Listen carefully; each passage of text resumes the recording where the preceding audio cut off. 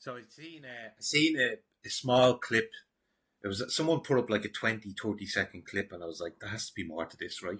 And it was Conor McEniff being interviewed by Philip Dwyer, right? Outside one of Conor McEniff's unvetted plantation centres, right? And it's this Leah, that's her name. Remember, it's the girl, it's the Gollum one, the one that looks like Gollum, and she attacked Andy Heisman. I think it was about a year and a half ago. Now she took Andy Heisman's hat off. This is her. Now she has me blocked. Most of them have me blocked at this stage. So this is what they're doing now. So they're sharing. Where is it? They're sharing the video. Here it is. Here they're sharing it, going, this fascist agitator, Holocaust denier, and Islamophobe. Look at that. There's that word. Remember, I told you, just look out for this word, because they're gonna pump that word out. Not only are the mainstream gonna pump it out, but you're also gonna have these cult members like Leah and Dosa. Dosa, if you go into me shorts, you'll see a video of Dosa outside the courts there the other day. But here we go. Islamophobe. Philip Dwyer gets described by the Irish media as a citizen journalist. What? Like, what is she talking about?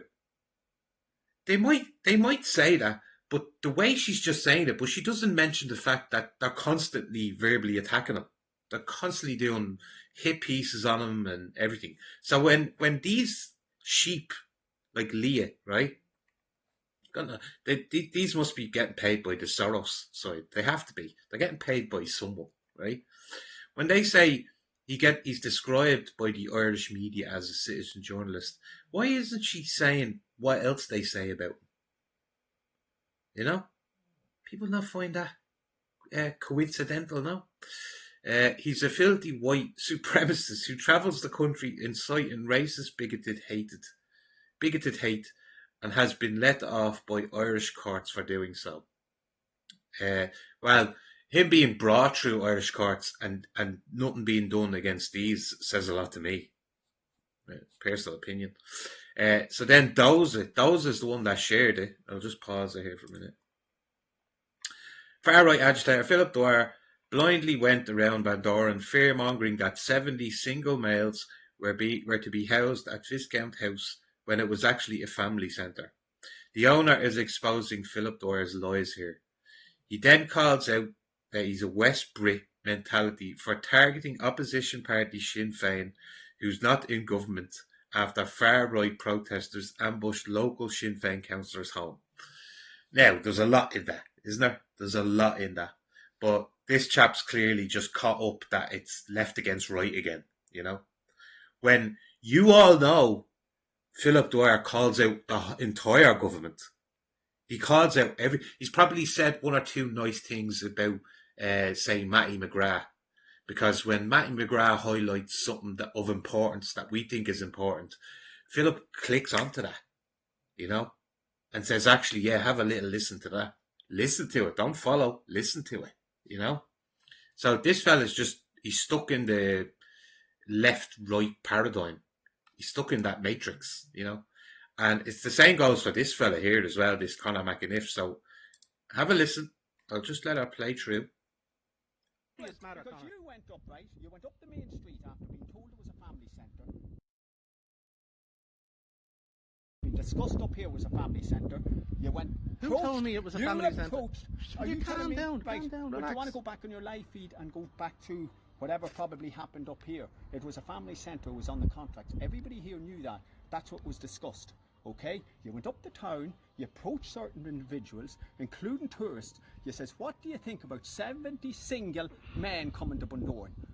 What do you say about that? If that's the case, yeah. And then you talk about this beautiful town and tourism, it is beautiful and you're running around telling people, even though you knew it was on too, that there were 70 men coming to Bundoran to stay here. Let's and clarify you knew that was not true. Clarify it there. There's families there. How many? Is it not? How many people are you taking? A point that I'd like to make there is they're quite happy to say that they're families, when we all know there might be a few families, right? There might be a few families. but a good 80 to 90% is single male that are coming in.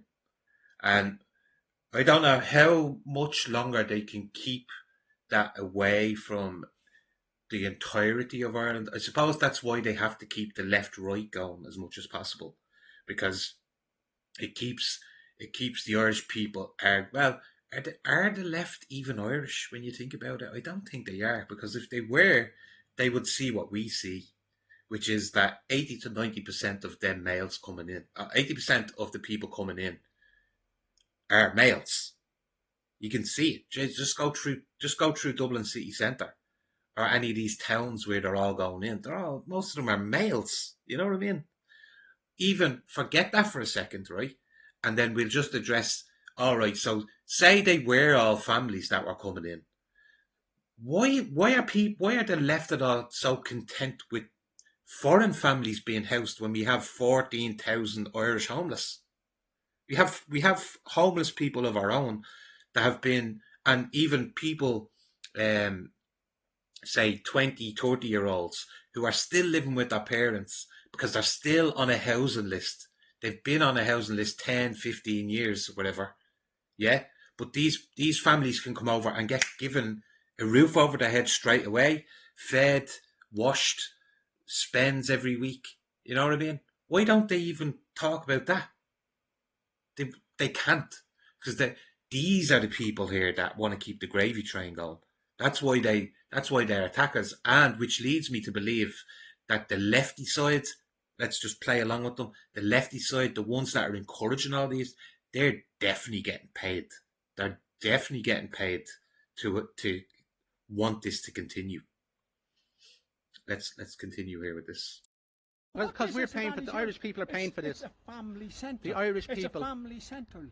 Can we have a conversation, or are you just going to keep shouting? No. This is my right to apply. It's a family centre. But if we want to have a conversation about this town, you talked about 70 men coming to this Possibly, town. yeah. Why did you do that? Because that's what's going on all over the country. Why did you do that? Because you wanted viewers. So you could raise some funds for yourself. Because you raise some funds. And I'll tell you something else about I don't you. raise. He's not. I tell you, from the buy me coffees, he's not making a bleeding pennies compared to what this guy's making for flooding Ireland. Do you know that way? And viewers, like, do they honestly, with all the hatred and dislikes and all that gets thrown Philip Dwyer's way, do you think he's doing it to get that? Do you think he's doing it to get negative press, negative things said about him? Hate thrown his way? All these people saying he should be locked up, you know? Do you think he's doing it to bring that on himself? Like, think logically about it. Like, that's just a contradiction in itself, you know? That's why these have to keep projecting, you know? Because they know that they're bringing a lot of hatred on themselves. So what they're trying to do is flip it and project as much as possible, you know? And I'll tell you something else about you. How much funds are you making out of this, you're right, Connor? and this is for your viewers out there. Yeah, Connor, how much are you making out of this building per person per night? You now are talking, and you're getting your Republican Sinn Féin backing, right? Right. I thought this was interesting here. You're getting your Republican Sinn Féin backing, but then he says this. Yeah. How much are you making out of this building now? This is the crazy thing about it, and you attack Sinn Féin, which is not my. And then you attack Sinn Féin. Isn't it interesting? He's not even like covering the whole thing. They're pointing out this thing about Sinn Féin again. They're bringing Sinn Féin back into it, right? Because in these little pea brains, like this fella here, in little pea brains like this man here, who just sees money. He doesn't care about Ireland. He just sees money. He still thinks. And Sinn Féin supporters, the poor souls, they still think Sinn Féin are a nationalist party when they're actually globalists. Isn't it crazy? We've all seen the badges. Politics. But all you do is attack Sinn Definitely Féin. do, yeah. They're yes, traitors. attack Yeah. Sinn Féin. Because you do not want Sinn Féin in government. Is that right? Do you have Michael McMahon in your can pocket? I just ask you something? No, Michael McMahon is not my party. Is he in your pocket? Are you? Do you subsidise Michael McMahon to look after your interests in the county council? You give me my right to apply. No, come on, you don't like hearing this. Let me ask you a question. Do you not like this? I love hearing it. Do you not like hearing You're going to be. This is going viral. Well, let me have my right to apply. Yeah. Right? You. The way Philip said that as well, that's going viral, because that might have perked his excitement up a bit, because normally these just people like himself here stay at a distance. I've said this about the likes of Oprah Winfrey before, when allegations and all came out about her, they never really gained much traction. Why? Because she didn't address them. But now the more that these people like this McEniff, the more that they address them, the more the veil lifts. And we get to see the other side. We get to see what they're really like, That video goes on for another 15 minutes. So I'll post the entire video in a link in a comment section down below.